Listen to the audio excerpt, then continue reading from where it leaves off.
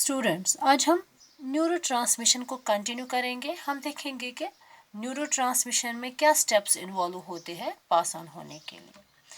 तो ये जो न्यूरोट्रांसमिशन होता है, जैसे कि हमें पता है कि it is the transmission of nerve impulse between a neuron and a muscle fibre.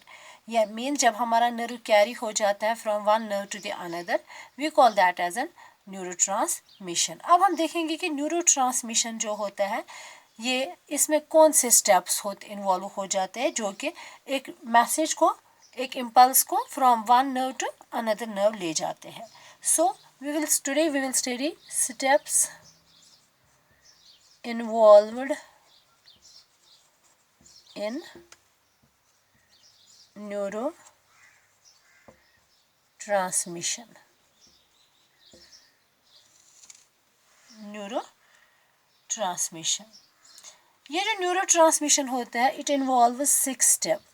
It involves 6 steps. Means ये 6 स्टेप्स में कंप्लीट हो जाता है।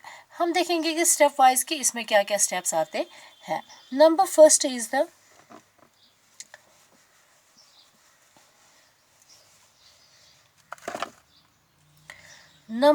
Is the synthesis of acetylcholine। जो पहला स्टेप होता है इसमें है कि सिंथेसिस ऑफ एसिटाइलकोलिन। पहला स्टेप मीन्स होता है कि हमारा एसिटाइलकोलिन कैसे फॉर्म होता है हमारी सेल्स में। ये जो एसिटाइलकोलिन होता है, it is the combination of choline and acetyl coenzyme A.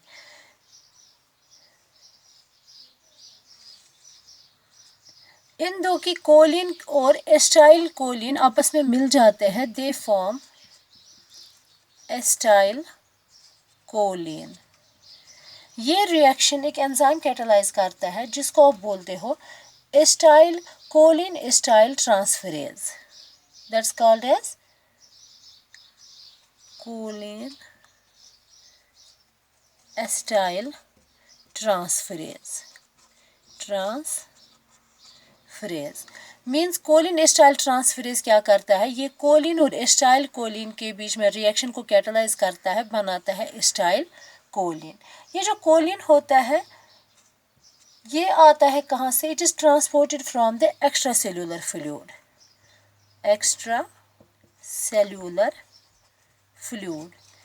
Extra cellular fluid में प्रेजेंट होता है जो कि ट्रांसपोर्ट सिस्टम के ज़रिए अंदर लाया जाता है, मीन्स नर्व सेल्स के अंदर लाया जाता है। उधर ये रिएक्शन करता है विद एसिटाइल कोएंजाइम ए के साथ, in presence of an enzyme choline acetyl transferase.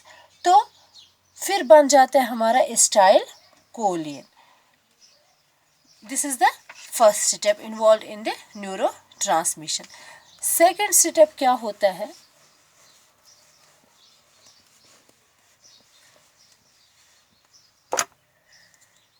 Step second और स्टेप 2 क्या है? स्टोरेज ऑफ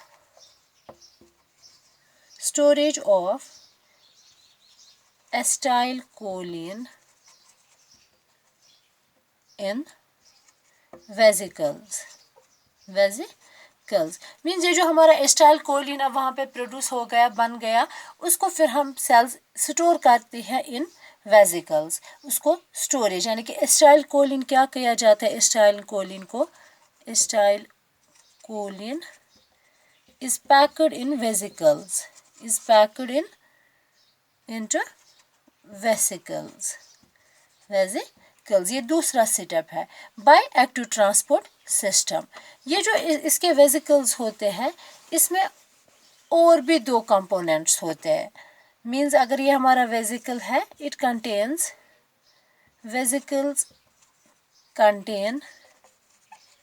इसमें और भी 2 कंपोनेंट्स प्रेजेंट होते हैं।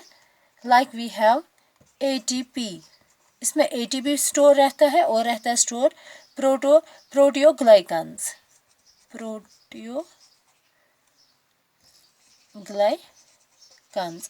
मीन्स ये जो वेसिकल्स हमारे होते हैं जिसमें एसिटाइलकोलिन एंजाइम रहता है, पैक होता है, उसमें और भी दो कंपोनेंट्स ऐड हो जाते हैं, दैट इज एटीपी एंड प्रोटियोग्लाइकन्स। अब ये जो स्टोर्ड एसिटाइल कोलिन होता है, ये अब on basis of need release होता है, मीन्स हर टाइम ये नहीं रिलीज होगा, बल्कि it is released by some stimulus.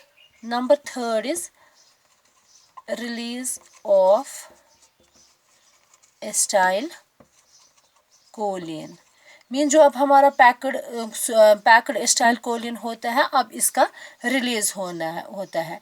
ये कैसे रिलीज होता है?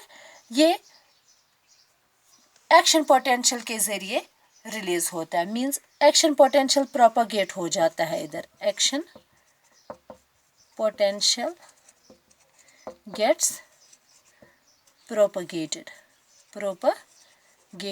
मीन जब हमारे को कोई स्टिमुलस आ जाता है नर्व मैसेज कैरी करने के लिए, या कुछ स्टिमुलस मिलता है, उससे क्या होता है? एक्शन पोटेंशियल जनरेट होता है। एक्शन पोटेंशियल जनरेट होने से क्या मतलब है? मींस कि सोडियम कंडक्टेंस बढ़ जाती है, there is an increase in sodium conductance means cells में क्या होता है? There is an depolarisation means charged ion sodium का सोडियम की कंसंट्रेशन बढ़ जाती है सेल्स में, जिसको हम बोलते हैं डीपोलराइजेशन। और डीपोलराइजेशन की वजह से क्या होता है?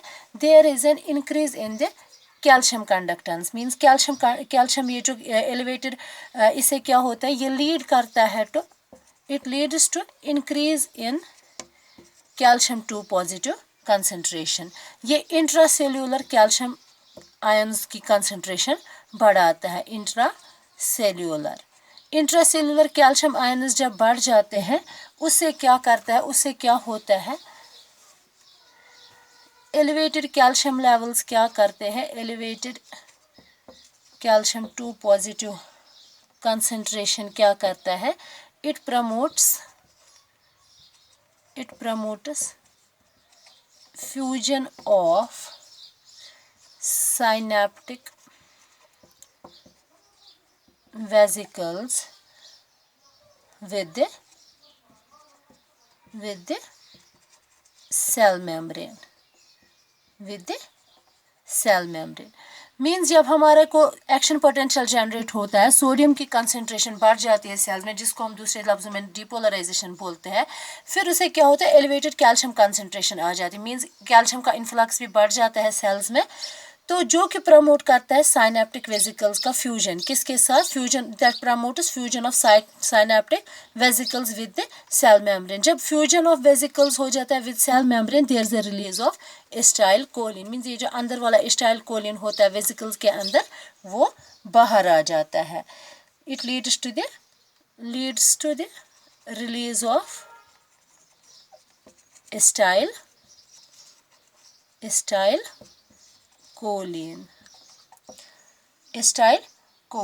नेक्स्ट स्टेप क्या होता है? फिर थर्ड स्टेप था ये release of acetylcholine. Now fourth step क्या इन्वॉल्व हो जाता है? That is binding of acetylcholine to its receptors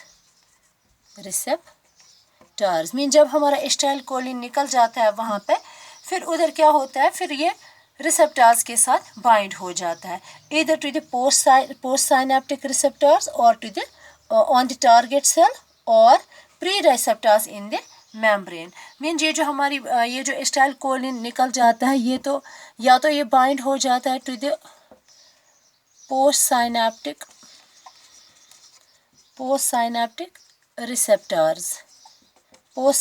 receptors on the target cell, और बाइंड हो जाता है to the presynaptic receptors in the membrane. Presynaptic receptors in the membrane of the neuron. क्योंकि receptors दोनों जगह पे present होते हैं, on the surface of the cell and also inside the cell. तो या तो ये उसके साथ बाइंड हो जाता है, या टारगेट सेल के पोस्ट सिनेप्टिक रिसेप्टर्स के साथ ज्वाइन होता है या ये बाइंड होता है to the pre synaptic receptors in the membrane. फिर क्या होता है मेम्ब्रेन बाइंडिंग ऑफ रिसेप्टर से क्या होता है फिर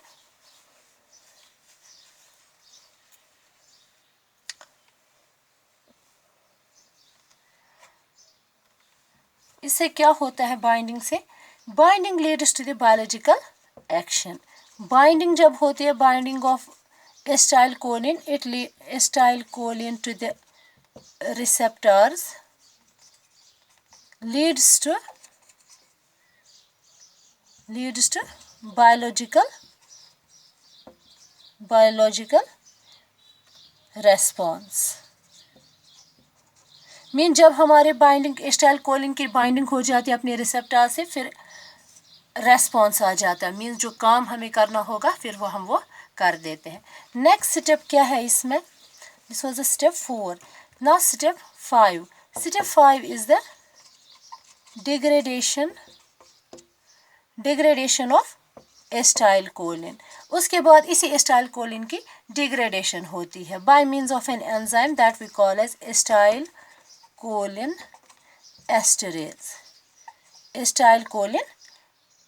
एस्टरेज जो कि क्लीव करता है हमारे एसिटाइलकोलिन बॉन्ड को एसिटाइलकोलिन को क्लीव करता है और कन्वर्ट करता है into choline and acetate. Next step क्या है फिर that is the recycling of choline. उसके बाद क्या होता है जब हमारा कोलिन वापस बन जाता है फिर इसका वापस रिसाइकल किया जाता है for next cycle. This was about the neurotransmission of the steps involved in the neurotransmission. For further details, we'll continue next session. Thank you.